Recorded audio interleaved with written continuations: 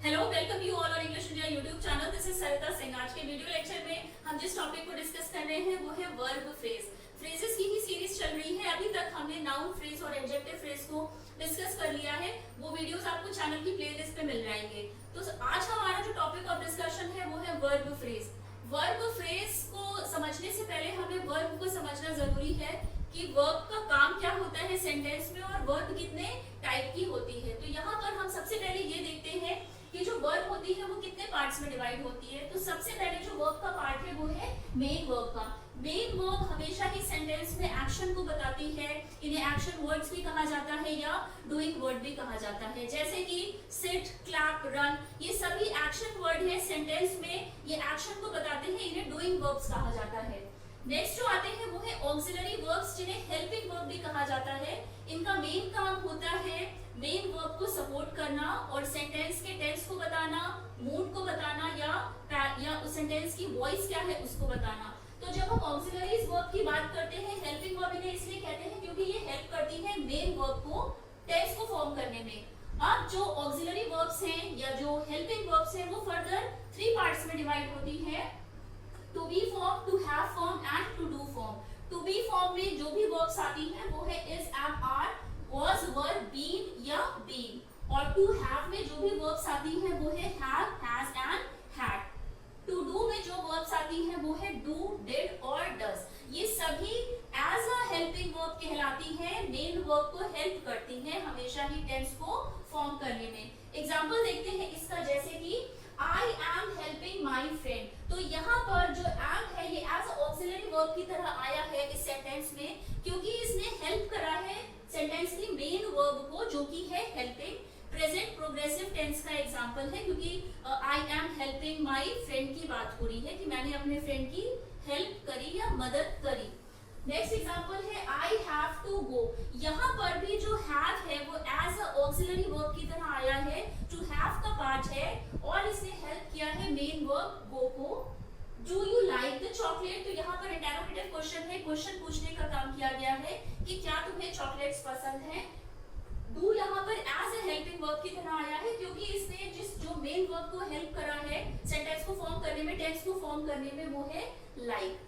तो ये तो हो गए मेन वर्ब और ऑक्सिलरी वर्ब्स के बारे में बातें। अब हम देखते हैं कि मोडल वर्ब्स क्या होते हैं। मोडल वर्ब्स वो वर्ब्स होते हैं जो किसी सर्टेनिटी को बताते हैं, किसी पॉसिबिलिटी को बताते हैं या किसी पर्सन की एबिलिटी के बारे में हमें बताते हैं। और जो मोडल वर्ब्स होती हैं इन्हें मोडल ऑक्सिलरी वर्ब्स भी कहा जाता है, क्योंकि ये भी सेंटेंस में मेन वर्ब से पहले आती हैं। अब जो मोडल वर्ब्स है वो है can, could, will, would, shall, should, may, might, must या ought to। ये सभी मोडल वर्ब्स या मोडल ऑक्सिलरी वर्ब्स की कैटेगरी में आती हैं। इसका एक एग्जांपल हम देखते हैं, जैसे कि जब हम किसी पॉसिबिलिटी या एबिलिटी के बारे में बात करते हैं, जैसे कि I can drive the car. तो यहाँ पर एक एबिलिटी के बारे में बात हो रही है कि मैं कार चलाना जानता हूँ। तो कैन यहाँ पर क्योंकि एबिलिटी के बारे में बता रहा है कि मेरे में ये क्षमता है, एबिलिटी है कि मैं ड्राइव कर सकता हूँ कार को। ड्राइव यहाँ पर एज अ मेन वर्ब की तरह आया है, मेन वर्ब से पहले ही मोडल वर्ब आया है, क्योंकि ये एज अ हेल्पिंग वर्ब किसी भी सेंटेंस में आता है। तो हमने वर्ब को अभी तक डिस्कस करा है। वर्ब 3 पार्ट्स में होते हैं।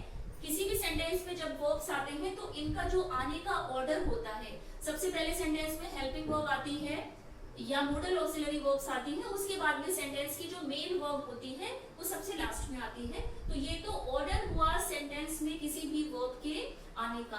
अब हम देखते हैं कि जब हम वर्ब फ्रेज की बात करते हैं, तो जब हम फ्रेजेस की बात करते हैं, फ्रेजेस ग्रुप ऑफ वर्ड होता है, उसमें कुछ वर्ड्स होते हैं, वो मीनिंग तो देता है बट एक कंप्लीट सेंस नहीं देता है। तो जब हम वर्ब फ्रेज की बात करते हैं, वर्ब फ्रेज में भी 2 या 2 से ज्यादा वर्ब्स आती हैं जो सेंटेंस में एक साथ वर्क करती हैं या एक्ट करती हैं। 2 और more verbs act together in a sentence. और ये जो सभी ग्रुप ऑफ वर्ब है जो मिलके एक फ्रेज बनाता है, ये हमें बताता है सेंटेंस के टेंस के बारे में, मूड के बारे में या वॉइस के बारे में कि सेंटेंस एक्टिव वॉइस में है या पैसिव वॉइस में है। अब जो वर्ब फ्रेज है, जैसे हमने बोला है ग्रुप ऑफ वर्ड है, तो हम देखते हैं कि जब टेंस को हम फॉर्म करते हैं तो वर्ब फ्रेज किस तरह से वर्क करता है। और आपको ये बात ध्यान रखनी है कि अगर सेंटेंस में एक वर्ड भी आता है तो उसे भी वर्ब फ्रेज कहा जाएगा। अगर मोर देन 2 वर्ड्स आते हैं और एक ग्रुप को फॉर्म करते हैं, एक फ्रेज को फॉर्म करते हैं, तो उन्हें भी वर्ब फ्रेज कहा जाएगा। इट मींस कि अगर सिंगल वर्ड भी आ रहा है किसी भी सेंटेंस में तो उसे भी आप वर्ब फ्रेज कहेंगे, और ग्रुप ऑफ वर्ड अगर फॉर्म हो रहा है, एक फ्रेज बना रहा है, तो वो भी फ्रेज कहलाएगा, वर्ब फ्रेज कहलाएगा। तो जब वर्ब फ्रेज के थ्रू हम सेंटेंस को फॉर्म करते हैं या जब हमें सेंटेंस फॉर्म करना होता है टेंस के अकॉर्डिंग कि काम कल हुआ था या आज हो रहा है या कल होगा, तो वहां पर वर्ब का रोल बहुत ही मेन होता है। एग्जांपल है रिया वाज सिंगिंग फॉर आवर्स। जो रिया है उसके बारे में बात हो रही है। वाज यहाँ पर ऑक्सिलरी वर्ब है, सिंगिंग मेन वर्ब है। वाज जब सेंटेंस में आया है तो हमें पता चला है कि पास्ट के बारे में बात हो रही है। अगर यहाँ पर इस आता तो प्रेजेंट प्रोग्रेसिव टेंस होता, तब हम प्रेजेंट के बारे में बात कर रहे होते। तो रिया वाज सिंगिंग फॉर आवर्स मतलब रिया बहुत समय से गा रही थी। तो यहाँ पर वाज सिंगिंग ये पूरा ग्रुप ऑफ वर्ड है, इसे वर्ब फ्रेज कहा जाएगा। टेंस को फॉर्म किया है with the help of auxiliary verb. Next example है Riya will have sung her song before the dinner. तो यहाँ पर जो वर्ब फ्रेज है वो विल हैव एंड सung, ये जो पूरा ग्रुप ऑफ वर्ड है जिसमें तीनों तरह के वर्ब्स आए हैं, इनसे फॉर्म होके एक वर्ब फ्रेज बना है। और इसने भी एक टेंस को बताया है कि जो रिया गाना गाएगी वो फ्यूचर की बात हो रही है। वह यहाँ पर मॉडल वर्ब है, हैव आया है जो ऑक्सिलरी वर्ब है, और फिर सम जो है ये मेन वर्ब की तरह आया है। सबसे पहले जब हम वर्ब फ्रेज को फॉर्म करेंगे तो सबसे पहले उसमें मॉडल वर्ब्स आएंगी, उसके बाद में ऑक्सिलरी वर्ब्स आएंगी, और मेन वर्ब हमेशा ही वर्ब फ्रेज में लास्ट में आती है। तो यहाँ पर भी फ्यूचर की बात हो रही है कि वो फ्यूचर में गाना गाएगी।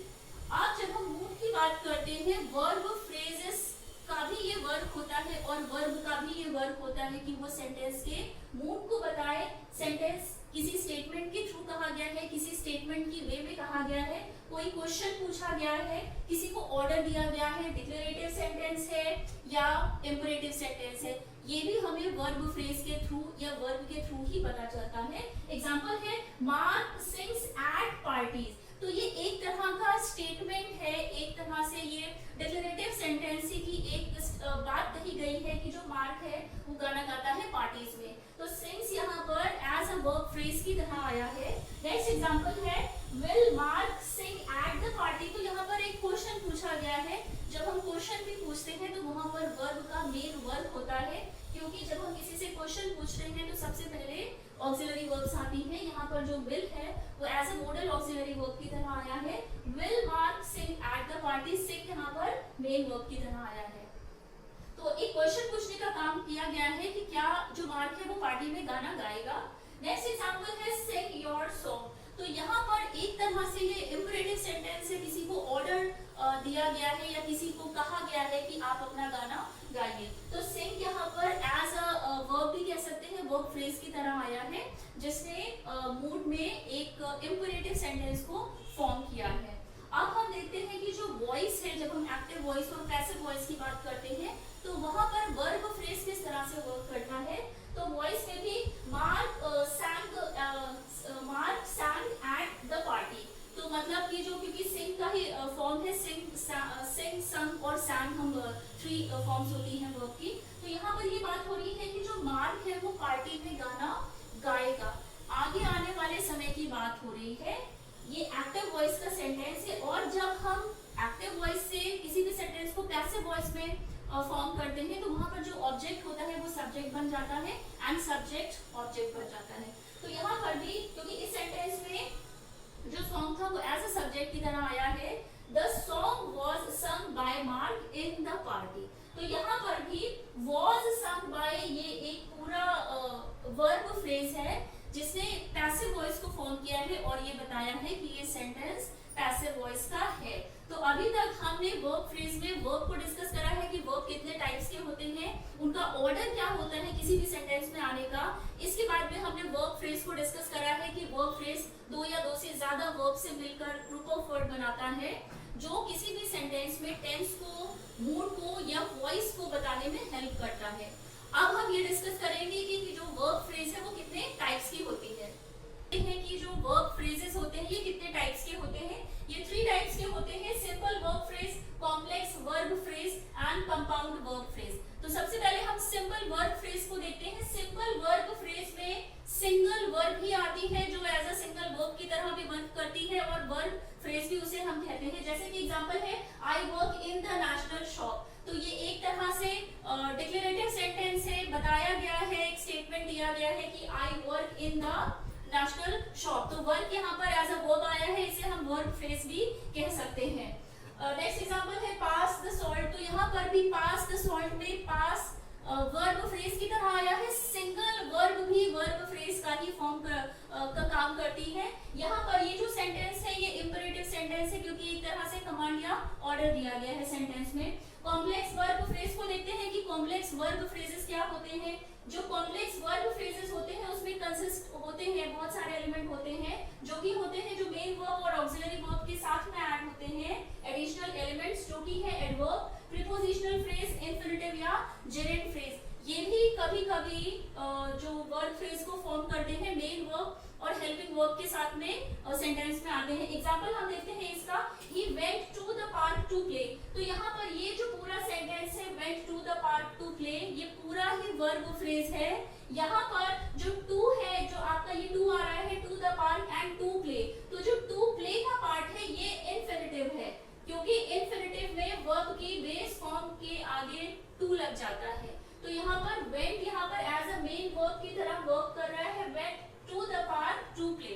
तो टू प्ले यहाँ पर इंफिनिटिव है क्योंकि इंफिनिटिव में वर्ब की बेस फॉर्म से जस्ट पहले टू ऐड होता है। तो ये पूरा ही जो सेंटेंस का पार्ट है, जो ग्रुप ऑफ वर्ड है, ये as a complex verb phrase की तरह इसने वर्क करा है। नेक्स्ट एग्जांपल है walking in the rain, James slip and fell. तो यहाँ पर वॉकिंग इन द जो रेन है, ये जो पूरा पार्ट है ये एज अ वर्ब फ्रेज की तरह आया है। वॉकिंग यहाँ पर जेरेंट की तरह वर्क कर रहा है। जेरेंट में जब हम वर्ब की बेस फॉर्म में आईएनजी को ऐड कर देते हैं तो ये जेरेंट कहलाता है। तो यहाँ पर वॉकिंग इन द रेन, ये जो पूरा एक ग्रुप ऑफ वर्ड है, ये कॉम्प्लेक्स वर्ब फ्रेज है जिसमें कि जेरेंट आया है, एडिशनल एलिमेंट है। कंपाउंड वर्ब फ्रेज को देखते हैं कि कंपाउंड वर्ब फ्रेज में क्या होता है, मोर वर्ब्स जॉइंड बाय कंजंक्शन। तो यहाँ पर एक ही सेंटेंस में वर्ब फ्रेज आते हैं और वो ज्वाइन होते हैं with the help of conjunction. Example है जैसे कि दे आर प्लेइंग सॉकर। तो यहाँ पर ये जो आर प्लेइंग है ये पूरा वर्ब फ्रेज है। आर यहाँ पर एज अ ऑक्सिलरी वर्ब की तरह आया है, टेंस को फॉर्म करा है इसने, और प्लेइंग मेन वर्ब की तरह सेंटेंस में आया है। दो वर्ब ने मिलके एक ग्रुप ऑफ वर्ड बनाया है जो कि है वर्ब फ्रेज।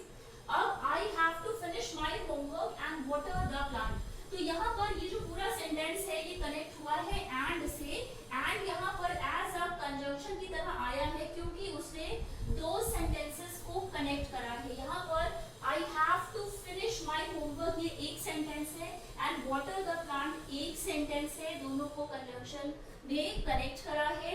अब यहाँ पर इस सेंटेंस में जो टू फिनिश है, जो लाइन आपको दिख रही है टू फिनिश माय होमवर्क, ये एक पूरा वर्ब फ्रेज है। फिनिश मेन वर्ब है और टू उससे पहले आया है, इंफिनिटिव है, हैव यहाँ पर एज अ ऑक्सिलरी वर्ब है। टू फिनिश यहाँ पर वर्ब फ्रेज है जो कि कॉम्प्लेक्स वर्ब फ्रेज भी आप इसे कह सकते हैं। और जो वाटर है ये भी यहाँ पर वर्ब फ्रेज है, वर्ब की तरह इसने वर्क करा है। वाटर करने का मतलब होता है, प्लांट को वाटर करने का मतलब होता है कि हमने जो प्लांट्स है उनमें पानी दिया, वाटर दिया। तो यहाँ पर भी वाटर वर्ब की तरह आया है, वर्ब फ्रेज है। टू फिनिश में यहाँ पर वर्ब फ्रेज है। दो वर्ब फ्रेजेस एक सेंटेंस में आ सकते हैं, उन्हें कनेक्ट करने का काम कंजंक्शन करता है और उन वर्ब फ्रेज को हम कंपाउंड वर्ब फ्रेज कहते हैं। तो आज के वीडियो लेक्चर में हमने वर्ब को डिस्कस करा है, 3 टाइप के वर्ब को डिस्कस करा है और हमने वर्ब फ्रेज को भी डिस्कस करा है। वर्ब फ्रेज में भी कितने टाइप के वर्ब फ्रेज होते हैं उन्हें डिस्कस करा है। तो आई होप आपको आज का वीडियो लेक्चर पसंद आया होगा। चैनल को लाइक, सब्सक्राइब एंड शेयर जरूर करिएगा, बेल आइकन को प्रेस कर दीजिएगा। मिलते हैं अपने नेक्स्ट वीडियो लेक्चर में।